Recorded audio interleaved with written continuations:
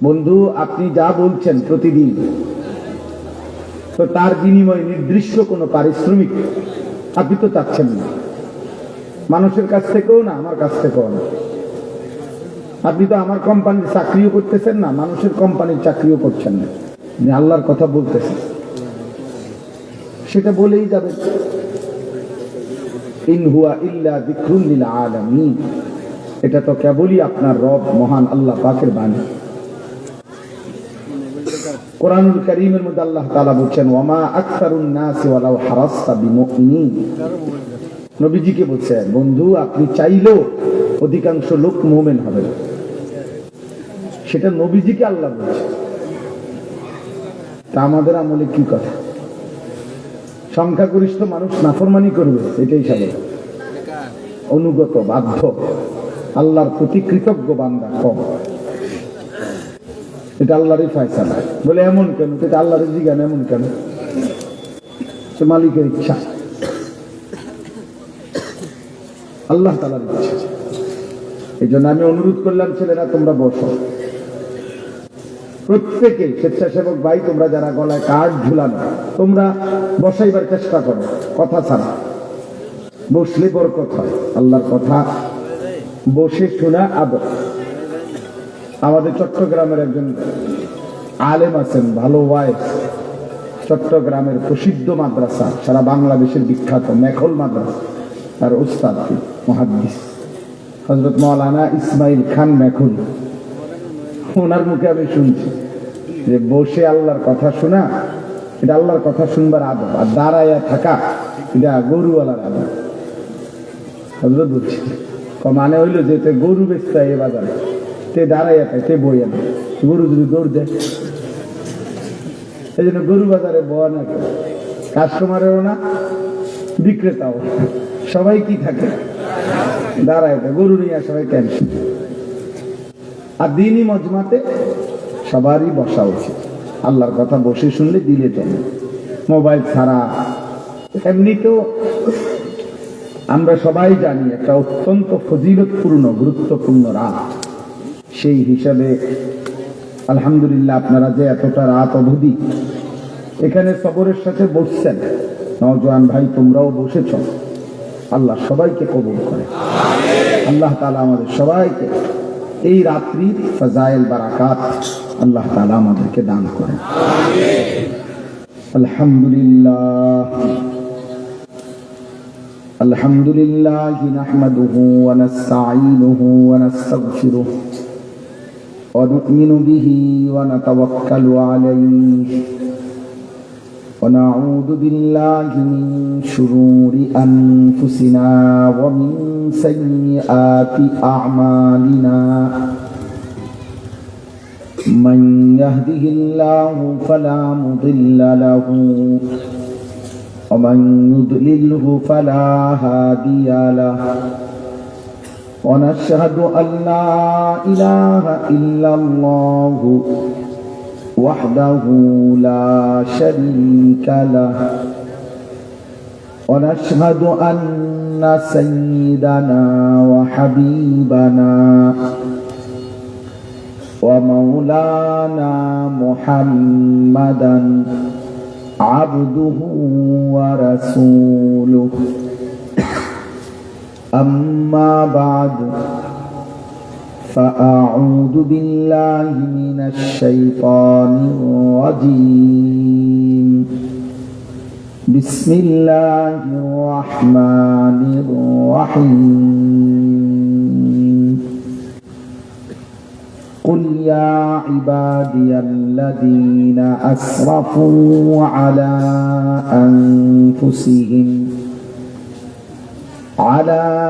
أنفسهم لا تقنطوا من رحمة الله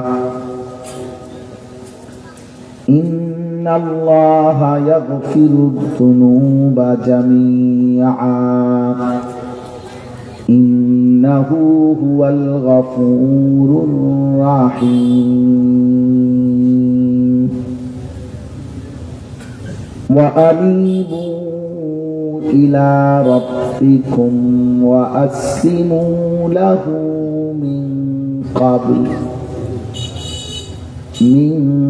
قبل أن يأتيكم العذاب ثم لا تنصرون صدق الله مولانا العظيم.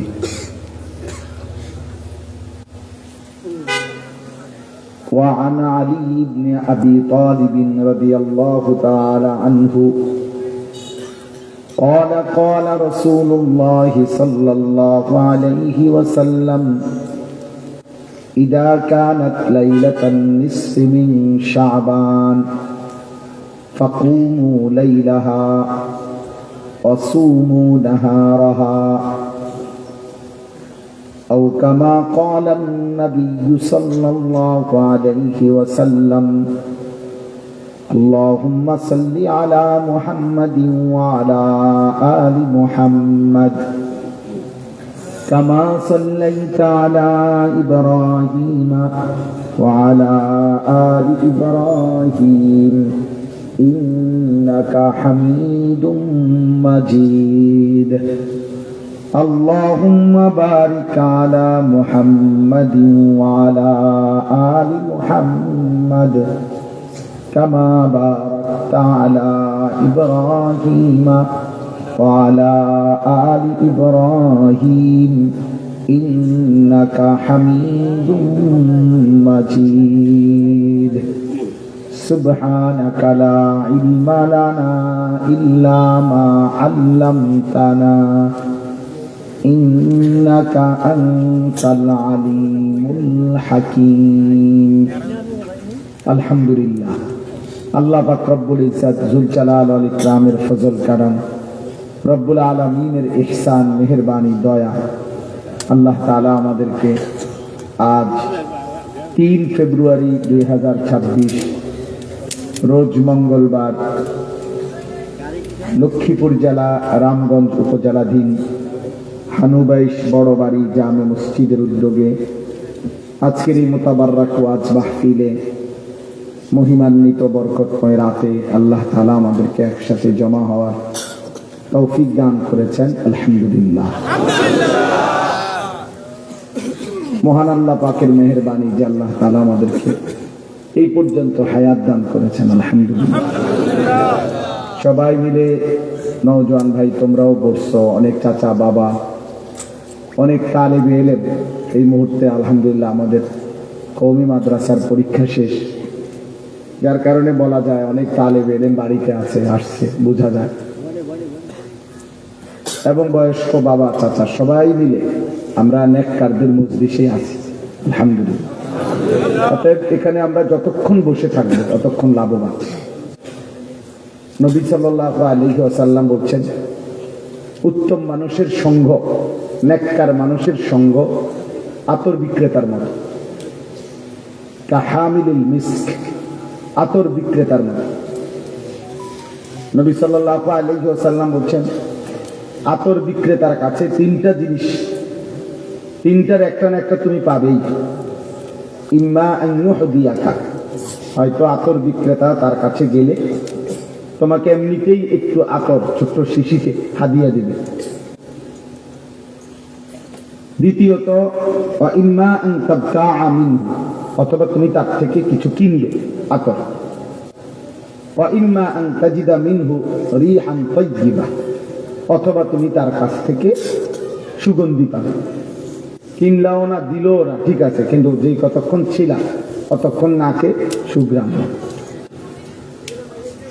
তো আল্লাহ নবী সাল্লাল্লাহু আলাইহি ওয়াসাল্লাম বলছেন, এই উত্তম মানুষদের সঙ্গ এই আতর বিক্রেতা, আতর বহনকারীর মত।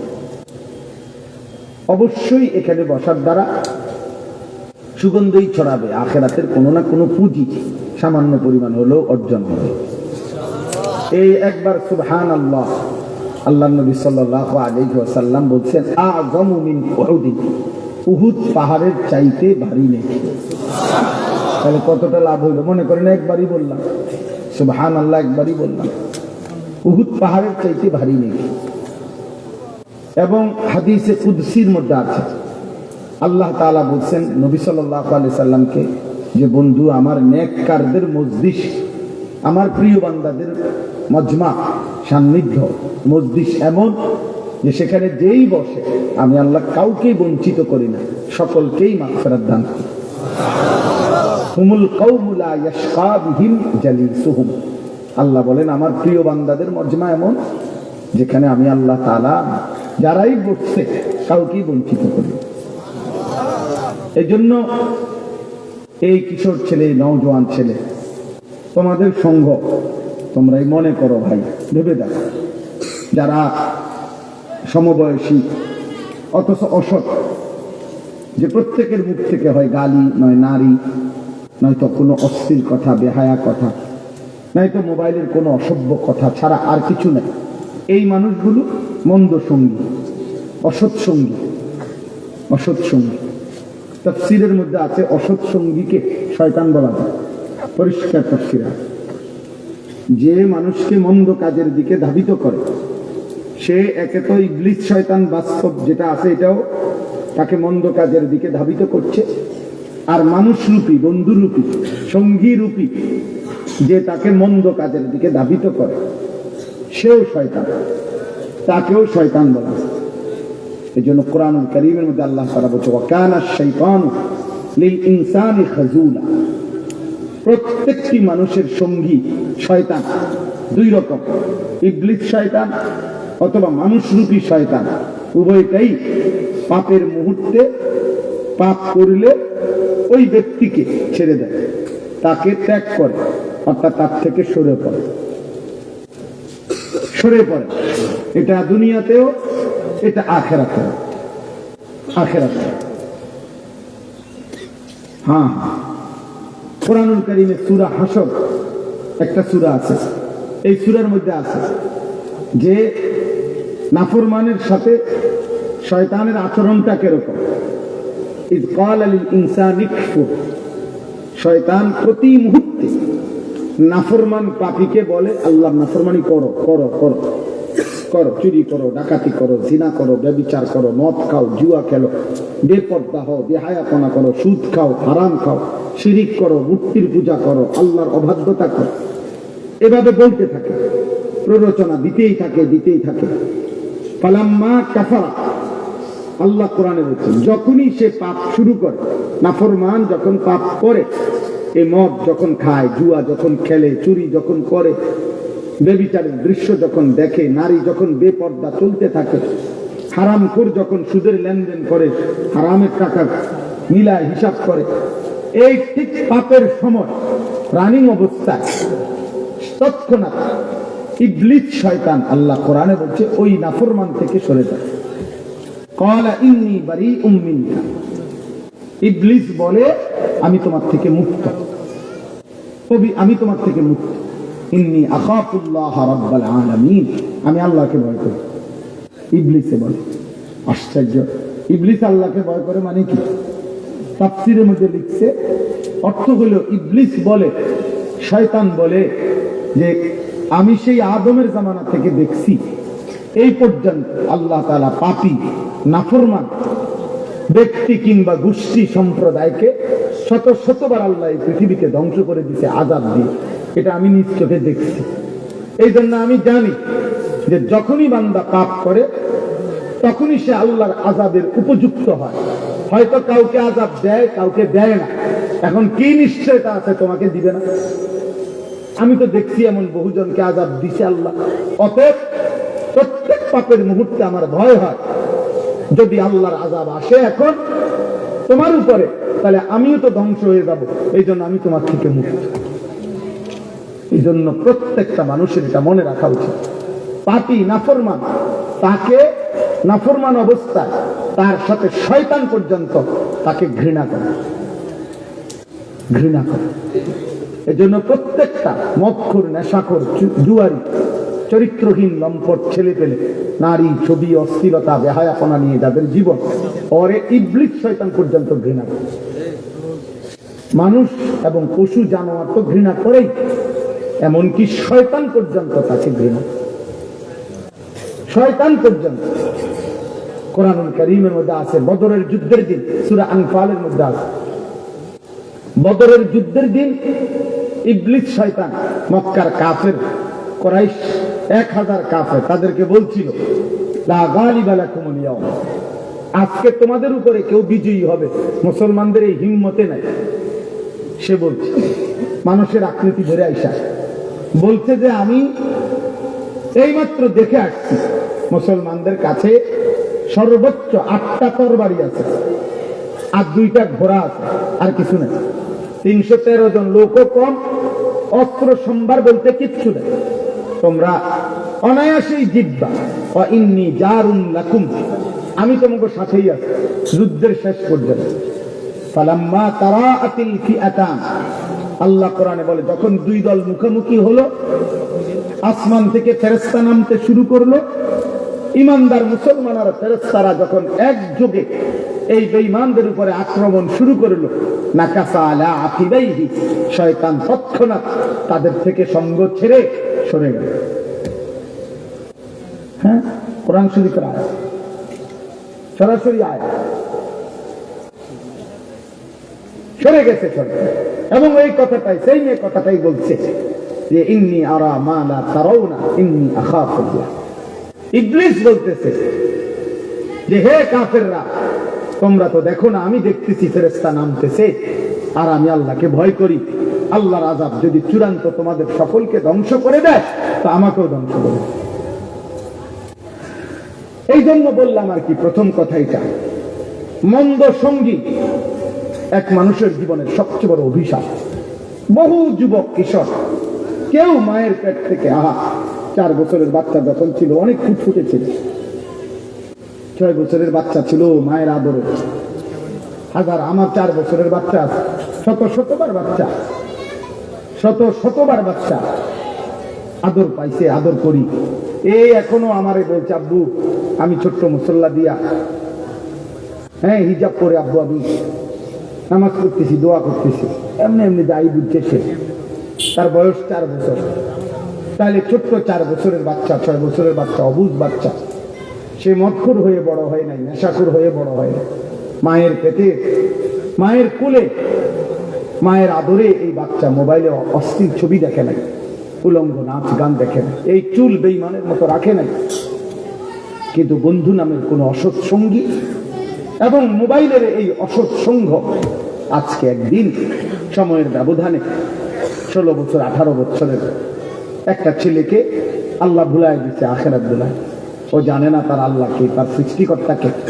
ও জানে না সে মুসলমান, কিভাবে চলা উচিত, কিভাবে খাওয়া উচিত, কিভাবে নিজের লেবাস পোশাক।